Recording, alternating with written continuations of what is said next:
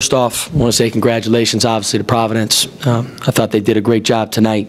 Really disappointed with our team, just to be very honest. We had 18 turnovers. I thought a lot of it was self-inflicted.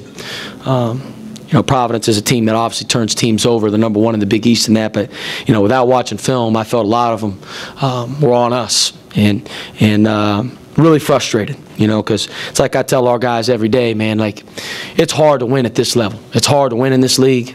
Every game's going to be close. Every game's going to be hard. Anybody can beat anybody. And you have to value every single rep in practice. You have to value every day. And, again, it's what we do. And sometimes I'm a bad loser, but we don't accept losing in this program, especially when a lot of it's self-inflicted, which it was tonight. So we got to get back to the drawing board. We're going to practice really, really hard tomorrow. Looking forward to the opportunity to play in Marquette on Saturday. Travis, there were a couple chances there in the last minute for you guys, and there were some turnovers, and then Paul had that last shot. What did you think of how the team was trying to get to the basket in that last minute, and is that the shot you wanted Paul to take? You're talking about the very, very last shot, Shayna. I thought obviously Najee went a little bit too quick. He wasn't patient enough for the play. And, he obviously got off balance on that in that situation. I thought Paul had the one time he traveled it, he probably, watching film, he's going to see Quentin was wide open on a pitch ahead. I think at the end of the game, though, you got to really try to get to the rim. That's what we always tell our guys. Paul said it wasn't a bad look. He had a clean look. I thought I had a good chance to go in, but we got to take care of business. So to me, it has nothing to do about the last 4 minutes. Of the game. It has all to do with the 36 minutes leading up to it, and just the careless turnovers that we had. They had 17 points, I think, off our turnovers. It's an absolute joke. It's a joke, and we got to be better.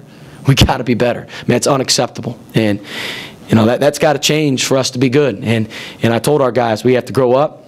When we've taken care of the ball, we've given ourselves opportunities to get good wins in this league. When we haven't, and we're not going to put ourselves in a position to win. Our guys fought there at the very end, but unacceptable for 36 minutes. How does that change? Is it a mental thing? Yeah, it's just taking care of the ball, making 2 hands on the on the pass, 2 hands on the catch. We do this stuff every single day. I just want to be just like the only thing that I ask our team is just be just how we are in practice.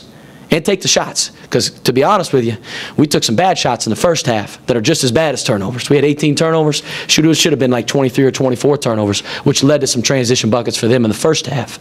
We got to be so much better. We got to be so much better. We got better on-court leadership, and that starts with me. We got to put our guys in better positions offensively. But like I said, offensively, man, I thought we really it was unacceptable, and it led to a lot of runouts for Providence. But give them credit. Coach Cooley said that was probably the most zone that they've seen all year. What did you think of your defense tonight and kind of staying in that zone? I thought we had to. Najee Marshall had 2 quick fouls. Paul Scruggs had 2 quick fouls. We need those guys in the game. Took both those guys out. All of a sudden, Providence goes on like a 9-0 run. Had to throw those guys back in. Najee got a 3rd foul, which was a tough call, but it is what it is. We can't cry over spilled milk. But we had to try to keep our best players in the game. They were going to give us an opportunity to win.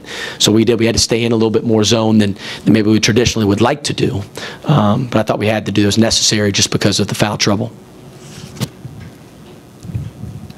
Najee got hurt there at the very end, was holding his shoulder. Do you have any update on him? He's just sore a little bit, Shane. Again, I don't have any update. He's just sore a little bit. Obviously, our docs will look at him, and Dave Fluker's trying to make sure he takes care of him. So we'll probably have a better answer tomorrow. And Coach Cooley said he thought that Quentin didn't have kind of the punch he normally does, obviously coming off his knee injury. Where do you think he is in his 2nd game back here? Q's fine. He's fine. We don't make any excuses around here. We don't make any excuses. None. He's fine. He needs to play better, and he will. You only shot 6 free throws. Was that an anomaly? It's hard to believe against a physical team like this. Yeah, you got to adjust to the game. Every game's called differently, Andy. They only shot 10. They rely on the free throw line a lot as well. I thought the referees, they were letting us play a lot. Both ways. So it wasn't like slanted all towards Providence or anything like that. I'm not saying that, but you just got to adjust to how it's called. You got to be a man around the paint. You know, like you got to be able to keep. You always say finish with your eyes. You know, you're like it's about keeping your eyes on the target, go through contact. You know, be able to play through contact on drives, different things like that. It's just kind of the way it was officiated tonight. Kyle got, I think, 10 boards. I mean, it looked like he really, played his role well. He did. He played really hard. You know, I thought he did a great job on the defensive glass, which ignited a couple of our transition breaks.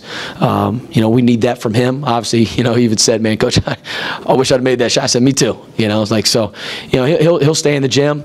He had some good looks, but I love the way that he rebounded and competed tonight.